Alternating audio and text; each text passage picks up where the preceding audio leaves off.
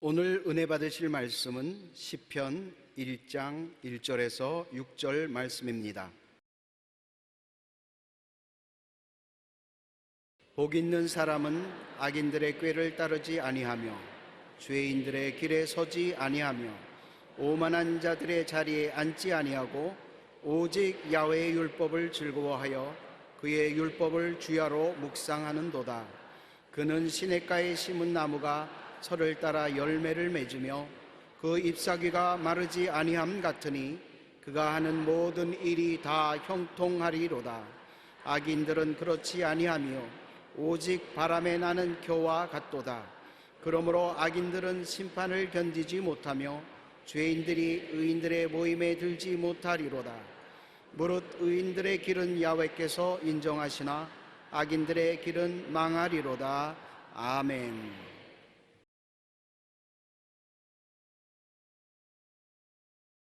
오늘은 복이 없는 사람은 어떤 사람인가, 거기에 대해서 알아보겠습니다. 복은 사람 따라 갑니다. 사람이 복을 따라가는 것이 아닙니다. 하나님께서 아브라함을 갈대아 우르에 보내시면서 복을 주시고 그 후손들에게도 복을 주셨습니다. 이제 하나님은 예수 믿는 사람들은 모두 다 아브라함의 자손으로서 아브라함의 복을 받게 된다고 말씀하셨습니다. 갈라디아서 3장 7절로 14절에 보면 그런즉 믿음으로 말미암은 자들은 아브라함의 자손인 줄 알지어다. 또 하나님이 이 이방을 믿음으로 말미암아 의로 정하실 것을 성경이 미리 알고 먼저 아브라함에게 복을 전하되 모든 이방이 너로 말미암아 복을 받으리라 하였느니라. 그러므로 믿음으로 말미암은 자는 믿음이 있는 아브라함과 함께 복을 받느니라. 하나님께서 아브라함에게 엄청난 복을 주셨습니다. 그 아브라함에게 준 복을 이방인들이, 우리들이 믿음으로 말미암아 아브라함의 자손이 되고 그 복을 받을 수 있다고 성경은 말씀하고 있는 것입니다. 무릇 율법 행위에 속한 자들은 저주 아래에 있나니 기록된 바 누구든지 율법책에 기록된 대로 모든 일을 항상 행하지 아니하면 저주 아래에 있는 자가 된다고 말씀해 주겠습니다. 저주받은 사람이 십자가에 매달려서 그 저주를 청산하는데, 예수님은 청산할 저주가 있는 것이 아니라 여러분과 나의 저주를 대신 짊어지고 십자가에서 청산하는 것입니다. 그러므로 성경 말씀에 나의 의인은 믿음으로 말미암아 살리라 그렇게 말씀했기 때문에, 율법은 믿음에서 난 것이 아니라 행위에서 난 것이므로 율법을 지킴으로 복을 받겠다고 말은 안 했었습니다. 믿음으로 아브라함의 복을 받겠다고 말씀한 것입니다. 그리스도께서 우리를 위하여 저주를 받은 바되사 율법의 저주에서 우리를 속량하였으니 기록된 바 나무에 달린 자마다 저주 아래 있는 자라 하였습니다. 이는 그리스도 예수 안에서 아브라함의 복이 이방인에게 미치게 하고 또 우리로 하여금 믿음으로 말미암아 성령의 약속을 받게 하려 합니다. 이제 예수 믿는 사람이 많으면 많을수록 아브라함의 복이 넘쳐나게 되는 것입니다. 아브라함은 엄청나게 하나님께 복받은 사람인데 아브라함의 자손이 많으면 많아질수록 아브라함의 복을 누리게 되는 것입니다. 우리 대한민국이 더 많은 동포들이 예수를 믿고 하나님을 경배하면 할수록 그들 각자가 다 아브라함의 자손으로서 복을 받기 때문에 그 복을 함께 합쳐서 나누면 굉장한 복이 되는 것입니다. 예수 그리스도를 믿으면 우리는 아브라함의 복을 받는다고 성경에 약속했으므로 마음에 나는 복받은 사람이다, 그 생각을 늘 해야 되는 것입니다. 여러분은 복받은 사람입니다. 천국의 영생의 복은 말로 다 알 수 없고, 아브라함은 이 땅에 살아있을 동안에 갈대아 우르를 떠난 그를 보고 하나님께서 복을 주어 보낸 것처럼 여러분이 예수를 믿으면 교회 왔다 갔다 하면서 물질적인 복도 다 누리게 되는 것입니다. 그러므로 자기 스스로를 바라보면서 너 복받은 사람이다. 너희 조상 아브라함이 십자가에 매달려서 저주를 다 청산했다. 넌 저주 아래 있지 않고 아브라함의 복 안에 있다. 말로써 자기를 격려하는 것 굉장히 중요합니다. 내게 편지 오는데 보면 복받은 사람이라는 내용은 별로 없고 왜 복을 받아야 되는데 나는 안 되냐? 설교 들을 때 보면 하나님이 반드시 복을 줄 것 같은데 나는 사업을 해도 안 되고 장사를 해도 신통치 않고 어려움이 왜 이렇게 많으냐? 많은 이유가 있습니다. 여러분, 성경에 보면은 하나님이 우리에게 영광을 주시기 전에 반드시 고난을 통하게 만들어 나가는 것입니다. 믿음을 한 번 더 확신하고 영광으로 이끌어 줄 수 있는 것입니다. 가나안 땅에 들어가기 전에 광야가 있었습니다. 요셉은 애굽의 국무총리가 되기 전에 종살이가 있었습니다. 우리가 하나님께 은총을 받기 전에 반드시 고난을 통해서 신앙을 한 번 더 다짐하고 가는 것입니다. 그러므로 하나님을 믿어서 좋은 일이 일어나야 되는데 왜 안 일어나냐? 고난을 통하거든 여러분이 여러분 자신에게 자꾸 복을 주면 되는 것입니다. 너는 예수 믿고 복받은 사람이다. 이 고난은 얼마 있지 않다가 떠나간다. 고난 뒤에 너는 하나님의 영광을 누리게 된다. 자기를 자꾸 축복해 줘야 되는 것입니다. 오늘 우리 성도들의 가장 부족한 점이 자기가 자기를 축복해 줘야 되는데 그러지 않고 자기가 자기를 탄식하고 부정적인 생각을 하도록 하고 있는 것입니다. 한번 따라 말씀해주세요. 나는 아브라함의 복을 받은 좋은 사람이다.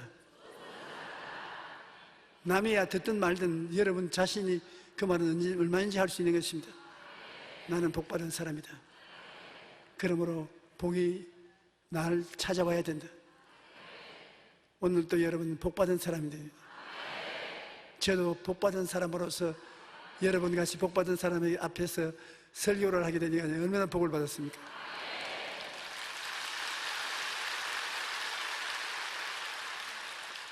복받은 사람은 악인의 꾀를 따르면 복이 없어지는 것입니다. 악인은 마귀의 종자들을 말하는 것인데 마귀는 악의 본체입니다.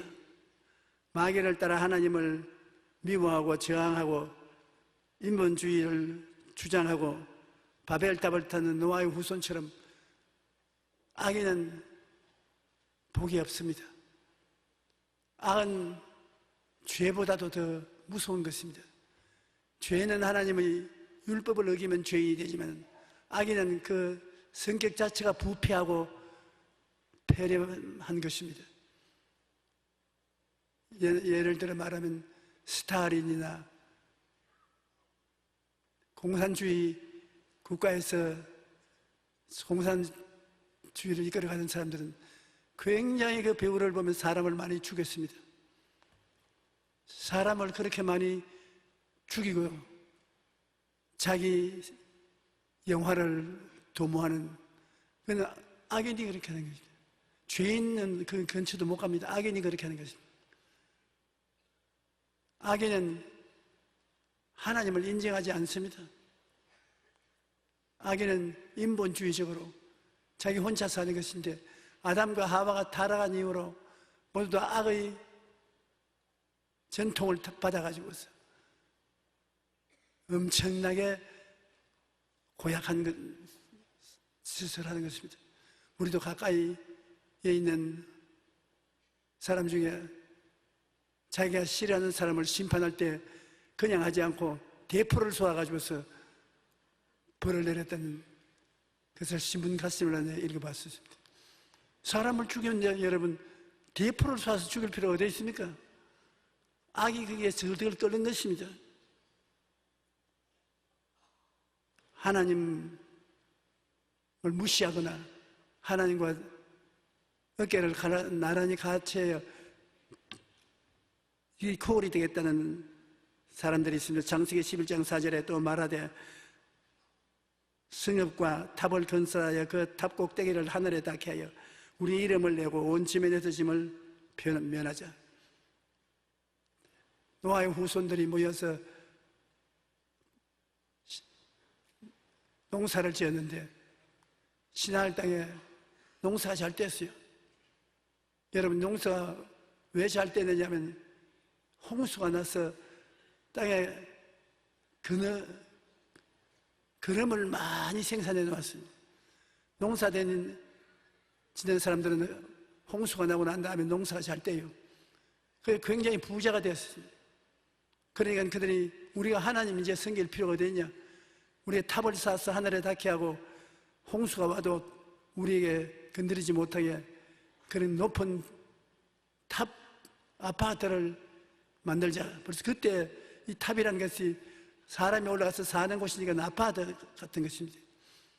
하나님, 우리하고 무슨 상관이 있냐? 우리도 하나님처럼 되고 다니냐? 노아의 후손들이 하나님처럼 되겠다고 하는 것은 악인 것입니다. 그냥 죄가 아닌 것입니다.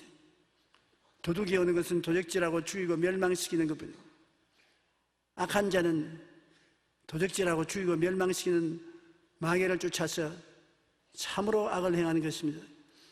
하나님께서 악인에게는 복을 절대로 주지 않습니다. 그 다음에 복 받으려면 죄인의 길에 서지 말아야 됩니다. 하나님의 법을 어기는 것이 죄입니다. 법이 없으면 죄가 없습니다.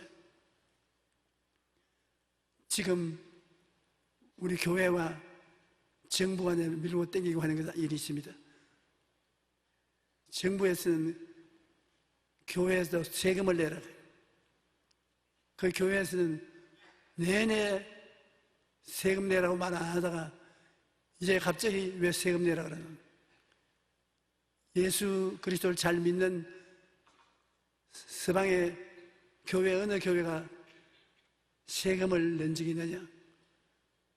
우리는 법에 없는 세금 못 내겠다. 국가법에 교회는 세금을 낼지어다 하는 법조문이 없다. 물론 저는 그렇게 해도 양심의 가치가 없습니다. 저는 세금 내라 안 내라 할 것 없이 우리 교회는 세금을 내었고 또 내어 있습니다. 저도 세금 한 푼도 안 떼먹었습니다. 우리 교회 교역자들 한 푼도 세금 안 떼먹었습니다. 그런데 교회는 세금 내라는 법이 없기 때문에 세금 못 내겠다 그러고, 정부에서는 대한민국 국민으로서의 세금은 공평하게 다 내야 되느냐, 법이 있든 뭐든 내라. 제가 제3자로서 결정을 하기는 법을 만들어 놓고 내라 해야지, 법이 없으면 죄가 없습니다. 법이 있어야 법을 어기는 것인데 없는 법을 어떻게 어깁니까? 그러므로 빨리 법을 만들으라고 저는 그렇게 고민합니다. 법을 만들면 법에 따라서 순종 안 하면 죄가 되기 때문에 교회도 세금을 내야 되는 것입니다. 하나님의 법을 어기는 것이 죄라고 말하는 것처럼 우리가 하나님 앞에 죄 짓는 것도 법을 어겨야 죄를 지는 것입니다. 그런데 여러분은 오늘 세상을 떠나더라도 죄가 없습니다. 여러분, 죄가 없어요. 왜 죄가 없습니까? 여러분을 죄인으로 붙잡는 법이 없습니다. 여러분, 법이 없어요. 왜 법이 없느냐? 예수님이 십자가에 올라가서 여러분 죄를 영원히 청산해 버렸습니다.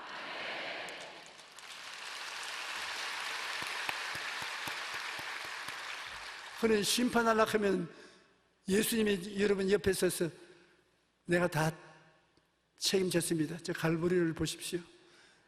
내가 피투성이가 되어서 죄를 다 갚았습니다. 그러니 죄가 없단 말입니다. 법이 청산되어 버리기 때문에. 그러므로 예수 그리스도의 구원이라는 것이 보통 구원이 아닙니다. 말로 다 할 수 없는 크신 은혜인 것입니다. 로마서 7장 7절로 8절에 보면 그런즉 우리가 무슨 말하리요? 율법이 죄냐? 그럴 수 없느니라.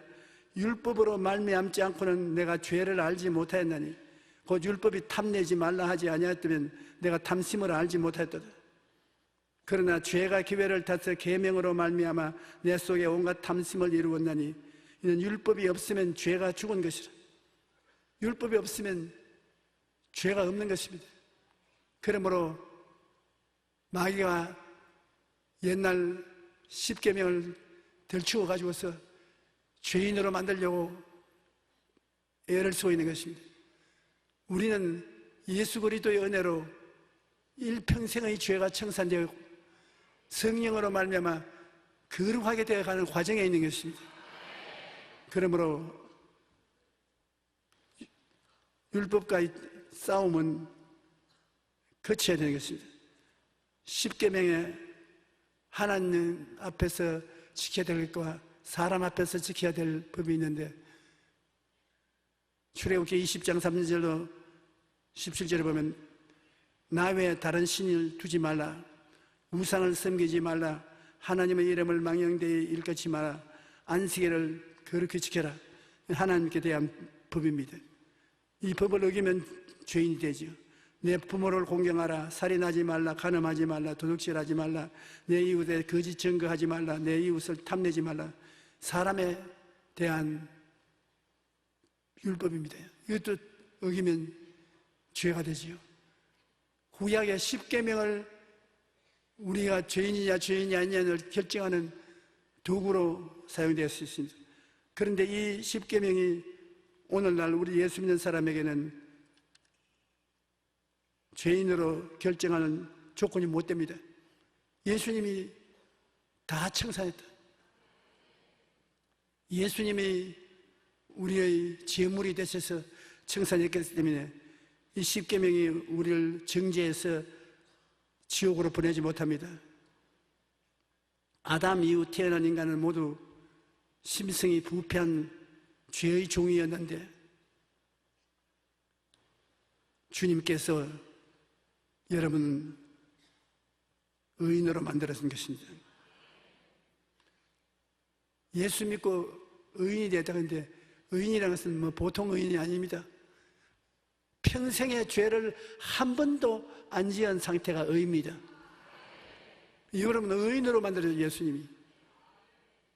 예수님이 얼마나 값이 나기 때문에 예수님 희생을 세상 값으로 계산을 못해요. 그러므로 예수 믿으면 의롭게 되는 것은 죄를 한 번도 안 지은 사람처럼 만날 뿐 아니라 하나님 앞에 부끄럼 없이 설 수 있는 자격을 말하는 것입니다. 여러분 옷이 너덜너덜한데 그 너덜너덜한 옷을 입고 귀한 사람에게 초청을 받아서 가라 하면 부끄럽다고 못 나가지요. 우리 한 사람 한 사람은 우리 힘으로 결코 예수님 앞에 설 수 없습니다. 그러나 예수 그리스도 이름을 가지고 의지하고 아버지 앞에 나갈 때 움츠리고 이렇게 나갈 필요가 없어요. 왜? 하나님 앞에 당당하게 설 수 있는 자격이 의로움인 것입니다. 그러므로 예수님을 모시고 있으면 하나님 앞에도 당당히 나갈 수 있고 한평생의 죄를 한 번도 안 지은 사람처럼 만들어주기 때문에 예수 이름으로 이 원수 마귀가 물러가라고. 마귀는 우리 옛날 잘못을 자꾸 덜치워내어서 의롭지 못하게 만들 때 예수의 피가 우리를 덮었으므로 아무리 정죄를 해도 소용이 없는 것입니다. 나의 죄를 씻기는 예수의 피밖에 없네. 다시 정케하기도 예수의 피밖에 없네. 그리스도 신앙은 예수의 피가 가장 중요한 것입니다. 예수 피 덕분에 우리가 살고 아버지를 아버지라고 부르고 원수 마귀를 물리칠 수 있는 은혜가 되는 것입니다. 그러므로 우리는 예수님의 앞에서 악한 자의 자리에 앉지 아니하고 죄인의 길에 서지 아니하고 그 다음에는 오만한 자의 자리에 앉지 말아야 하는 것입니다. 오만한 것은 교만을 말합니다. 그 교만은 어떠한 교만이냐면 하나님과 동등되려고 하는 교만인 것입니다. 아담과 하와가 왜 타락했습니까? 마귀가 꾀는 바람에 오만해져서 타락한 것입니다. 마귀가 어떻게 꾀했냐면 선악과를 따먹는 날에는 너도 하나님처럼 된다. 여러분, 선악과는 의미가 뭡니까? 선하다 악하다 하는 것은 언제나 어른이 결정을 하지 애들이 결정 안 합니다. 집에서도 여러분 선하냐 악하냐는 집안의 아버지 어머니가 결정할 일이지 애들이 결정할 일이 아닌 것입니다. 그러므로 이 우주의 주권은 하나님으로서 하나님이 좋다 나쁘다 결정할 주권을 가지고 있지 우리가 마음대로 선악을 분별하지 못합니다. 절대 주권자인 하나님이 정해놓은 것을 나는 그렇게 생각 안 합니다 하고 다른 소리 하면 하나님과 경쟁이 되는 것입니다.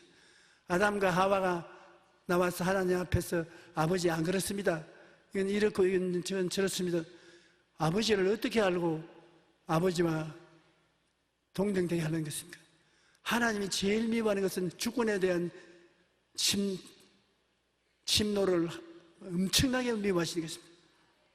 하나님이 이렇다 하면 그런 줄 알아야 됩니다. 그렇지 않다고 하나님 주권에 도전하는 것, 그것이 원죄인 것입니다. 그 원죄에 하나님 아들 예수님이 십자가에 못 박아 죽었는데 예수님이 아버지 뭐 조그만 이걸 가지고 내가 와서 죽을 이유가 있습니까? 십자가에 죽을 이유가 없지 않습니까? 그렇게 말할 수 있습니다. 그래도 예수님은 하나님 아버지의 절대 주권에 한마디도 불평하지 않고 따랐던 것입니다. 그러므로 우리는 오만한 자의 자리에 앉으면 사탄이 되는 것입니다.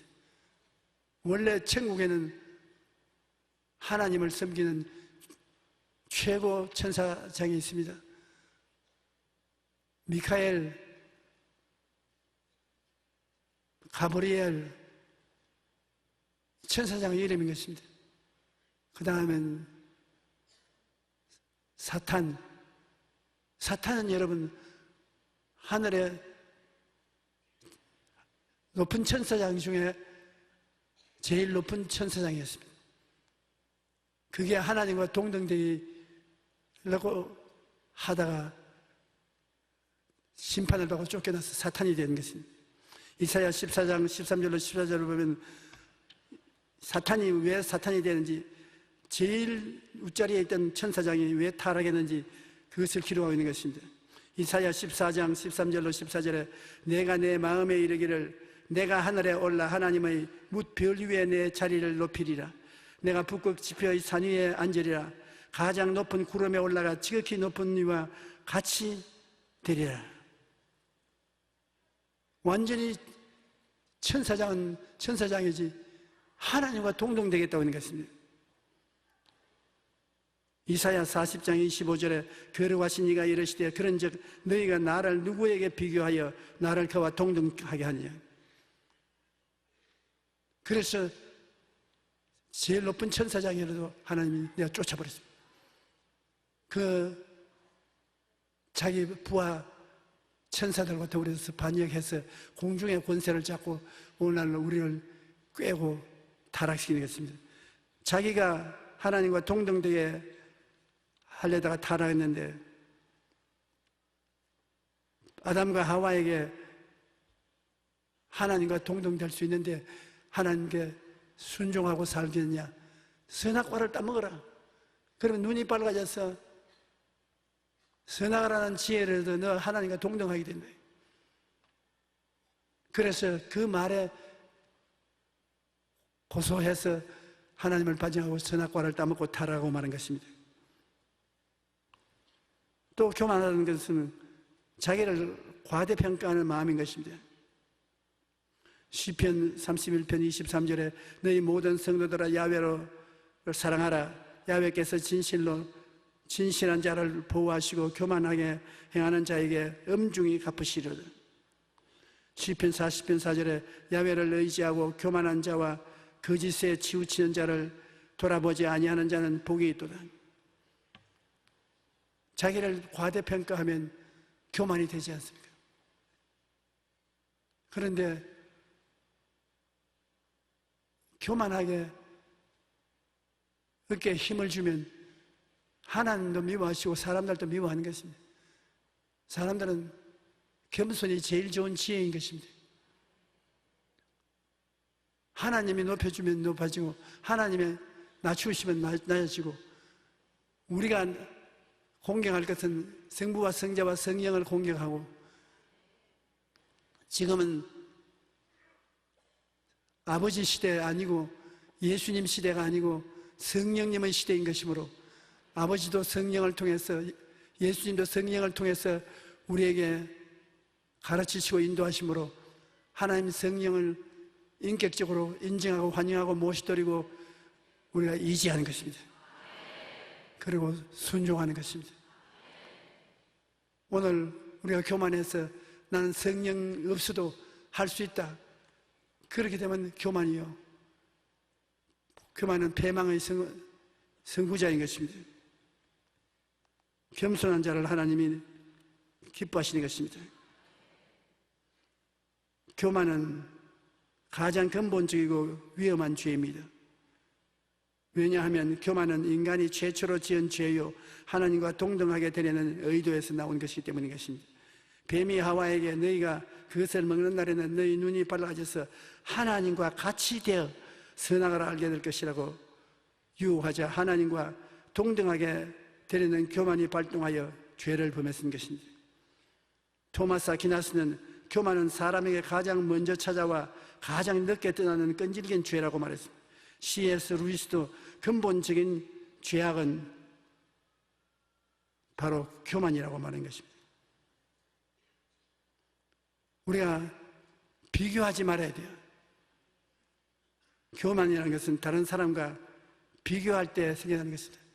나는 너보다 낫다, 이렇게 힘주고 고개를 흔드는 것은. C.S. 루이스는 교만은 무엇을 가지고 있다는 데서 쾌감을 얻는 것이 아니라 다른 사람보다 더 가지고 있다는 데 대해서 쾌감을 느끼는 것이라고. 난 너보다 낫다, 거기에서 교만이 생기는 것입니다. 정확한 지적이 아닐 수 없습니다. 자기를 과대평가하거나 이웃을 무시하는 것은 모두 비유에서 시작되는 것입니다. 가인과 아벨이 왜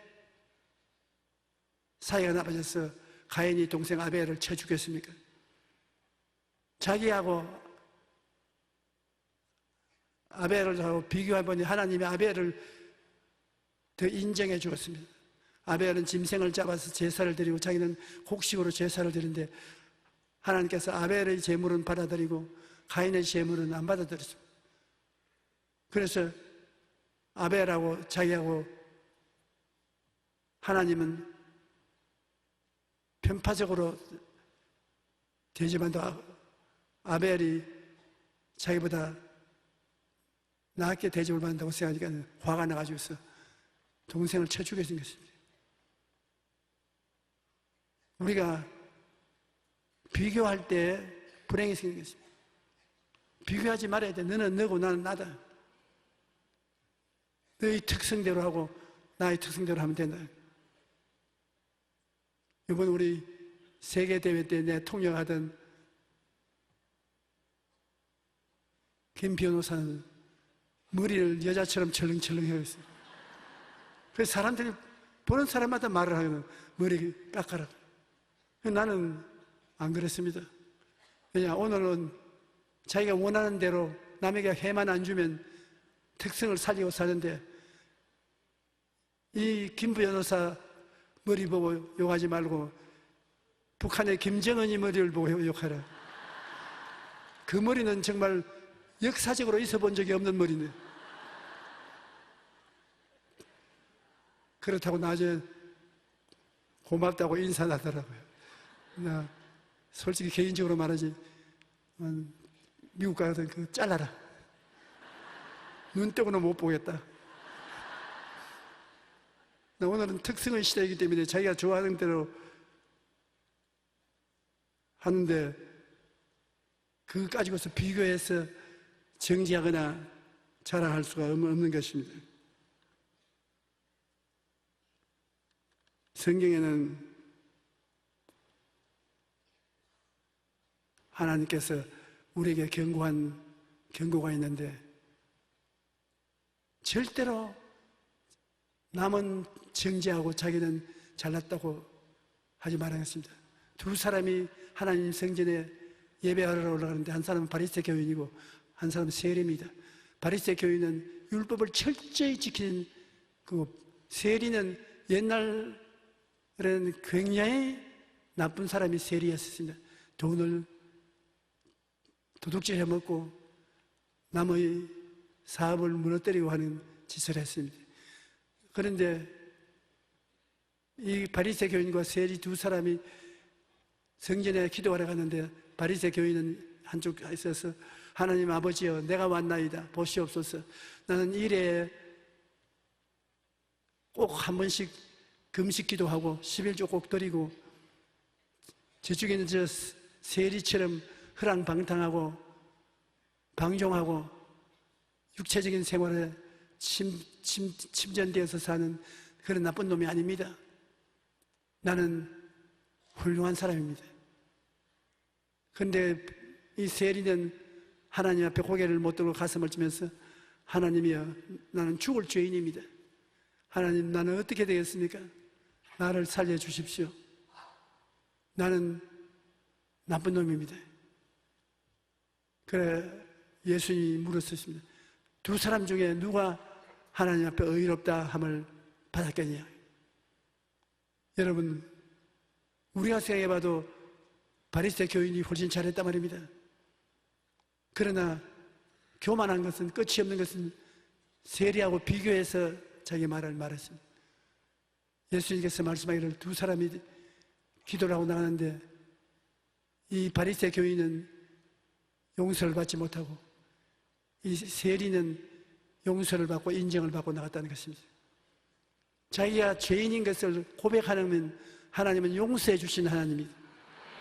자기가 다른 사람보다 낫다고 자랑하는 사람은 하나님이 더럽게 여기는 것입니다. 교만은 패망의 선봉이요 거만한 마음은 넘어짐의 앞잡이가 되기 때문인 것입니다. 믿음으로 우리는 살고 인본주의로 살면 부정적인 생각과 말을 하게 되는 것입니다. 하나님께서는 첫째도 믿음, 둘째도 믿음, 셋째도 믿음을 중요하게 여기시는 것입니다. 믿음이 하나님에게는 마지막 믿음의 율법이고 생명이고 모든 것 중에 모든 것이 되는 것입니다. 여러분 예수 그리스도를 믿는 믿음이 최고의 하나님의 사랑하는 법인 것입니다. 우리는 예수 그리스도를 믿어서 엄청나게 복을 받은 것이 우리입니다. 그 십자가 보혈로 말미암아 평생의 죄가 다 청산되고 그 피로 인하여 성령을 받게 되고 저주에서 해방되고 질병에서 고침받고 사망과 음부를 극복하고 천국에 올라가게 되고 예수에게 너무나 큰 은혜를 입어서 말로 다 할 수 없습니다. 그런데 믿음으로 말미암아 하나님이 우리를 사랑해서 구원하기 때문에 이 세리와 같이 주님께 와서 회개를 자꾸 해야 되는 것입니다. 나는 잘났습니다. 저 사람보다 잘났습니다. 나는 술도 안 취하고 악한 곳에도 가지 않고 뭐 어쩌고 자기 자랑하면 주님은 딱 질색인 것입니다. 믿음으로 주님을 의지하고 살면 주님은 내 믿은 대로 될지어다. 믿음의 사람을 품에 품어 주시는 것입니다. 왜냐하면 이 세상에 살면서 온전히 죄를 짓지 않은 의인은 없습니다. 왜냐하면 주님께서 이 질문을 했습니다. 하나님, 하루에 죄인에게 몇 번 용서해 줘야 됩니까? 7번만 용서해 주면 됩니까? 그러니까 주님께서 베드로의 얼굴을 가만히 보시고 난 다음에 7번씩 70번이라도 회개만 하면 용서해 줘라. 회개 안 하는 것이 제일 나쁘지. 회개만 하면 7번씩 70번 죄를 지어도 다 용서해 줘라. 77, 49, 490번 죄를 짓고 회개하면 용서해 줘라. 그렇다고 좋다고 나가서 490분만 안 되면 좋다고 죄를 지고 다니면 안 되고요. 그만큼 하나님은 용서해 줄 마음이 계시고 여러분을 사랑하고 믿음으로 귀하게 여기시고 계신 것입니다. 우리는 악한 꾀를 가지고 있으면 복이 없고, 죄를 지고 회개 안 하면 복이 없고, 믿음으로 살지 않으면 복이 없습니다. 복이 있는 사람은 가는 곳마다 형통합니다. 복이 없는 사람은 항상 실패하고요. 복이 있는 사람은 복을 바라보고 꿈꾸며 믿음으로 복을 받아들이고 복을 선하고 감사드려야 하는 것입니다. 여러분 항상 여러분 자신을 꿈꿀 때 복 받아서 머리가 되고 꼬리가 안 된 여러분을 바라보십시오. 복을 바라보고 복을 꿈꾸고 믿음으로 나는 저 복을 받은 사람이라고 입으로 시인하고 하나님께 감사하고 나가면 여러분에게 주기로 작정하고 있는 복을 왜 하나님이 안 주시겠습니까? 예수 그리스도 이름으로 하나님이 넘치는 아브라함의 자손으로서의 복을 주실 것입니다.